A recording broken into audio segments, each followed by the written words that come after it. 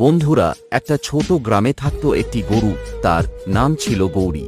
গৌরী ছিল খুবই পরিশ্রমী। প্রতিদিন সকালে সে মাঠে যেত, লাঙল টানত, গরুর গাড়ি চালাত, আর সন্ধ্যায় ফিরে এসে নিজের খামারে বিশ্রাম নিত। গ্রামের অন্য গরুগুলো দিনের বেশিরভাগ সময় অলস হয়ে কাটাত। তারা গৌরীকে বলতো, তুই এত কষ্ট করিস কেন?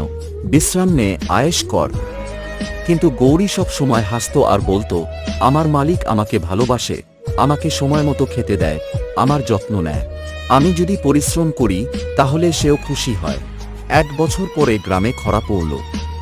ফলন হলো না, অনেক গরুকেই বিক্রি করে দেওয়া হলো। কিন্তু গৌরীকে মালিক কিছুতেই বিক্রি করল না। সে বলল, এই গরু আমার পরিবারের মতো, ও আমার কঠিন সময়েও পাশে ছিল। অলস গরুরা তখন বুঝল, পরিশ্রম কখনোই বৃথা যায় না। বন্ধুরা, এই ভালো গরুটার জন্য চ্যানেলটা সাবস্ক্রাইব করে দাও।